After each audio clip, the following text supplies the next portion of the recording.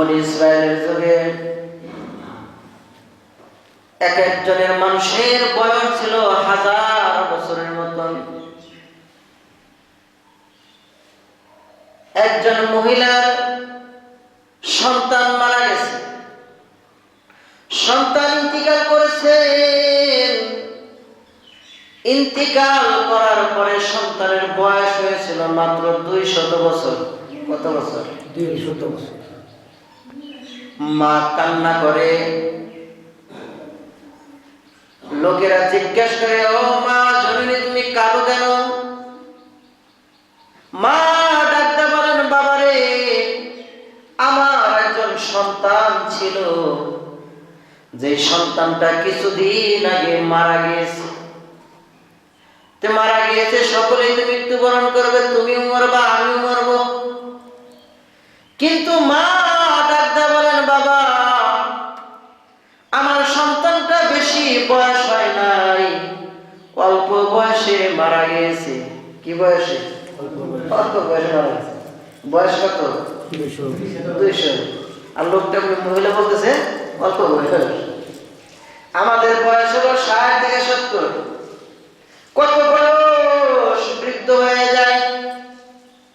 মহিলার সন্তান 200 বছর হওয়ার পরে মারা গিয়েছে। মহিলাটা বলতেছে আমার সন্তানটা মারা গিয়েছে অল্প বয়সে। অল্প বয়সে যদি সন্তান মারা যায়, দেখবেন মা পাগল হয়ে যায়, বাবা পাগল পারা হয়ে যায়। সন্তানের জন্য এত মায়া, এত দয়া। আল্লাহ রাব্বুল আলামিন জানিয়ে দেন, বান্দা দুনিয়ার সামান্য ভালোবাসা দিয়েছি, এই ভালোবাসার কারণে তোমার মা তোমাকে আদর করে, তোমার বাবা তোমাকে আদর করে, তোমার দাদা তোমার নানা তোমাকে আদর করে। ও বান্দা, যে মা তোমার জন্য এত ভালোবাসা, এত মহব্বত দেয়, না খেয়ে থাকে, কিন্তু তুমি কি জানো রে বান্দা, আমি আল্লাহ তোমাকে এত মহব্বত করে সৃষ্টি করেছি, তোমার চাইতে ভালোবাসা, তোমার মায়ের চাইতে ভালোবাসা আমি আল্লাহর 1000 গুণ বেশি।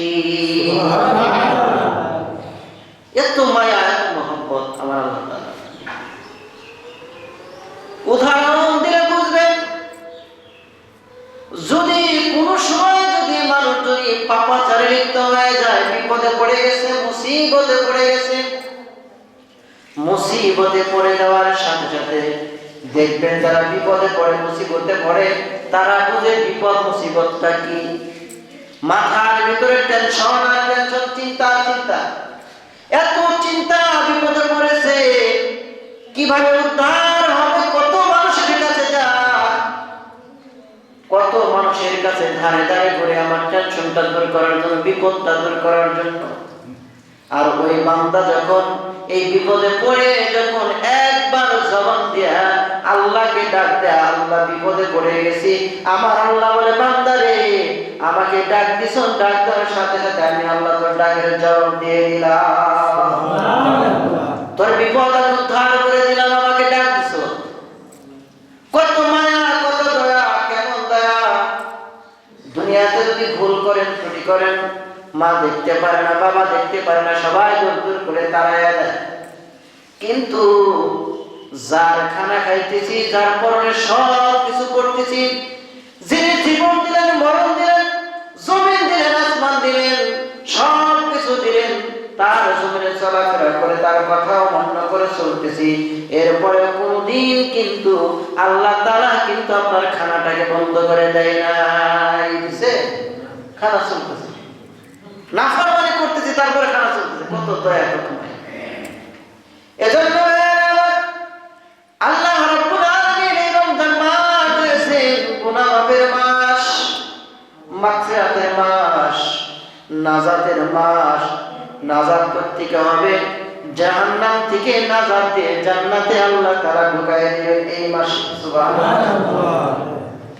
আল্লাহ রাসূল সাল্লাল্লাহু আলাইহি ওয়াসাল্লাম বলেন, ইযা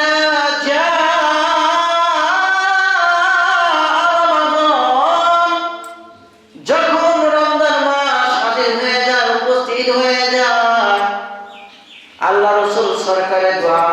বলেন, রমজান আগমন করার সাথে সাথে আল্লাহ তাআলা ফুতিহাত আবওয়াবুল জান্নাহ, জান্নাতের দরজাকে আল্লাহ তাআলা খুলে দেন। মুমিনের জন্য জান্নাতের দরজা অলটাই খোলা রাখে। শুধু তাই নয়, মাহে রমজানের খাতিরে আল্লাহ রাব্বুল আলামিন মাহে রমজানের খাতিরে জাহান্নামের দরজাটা পর্যন্ত বন্ধ করে দেয়। সুবহানাল্লাহ।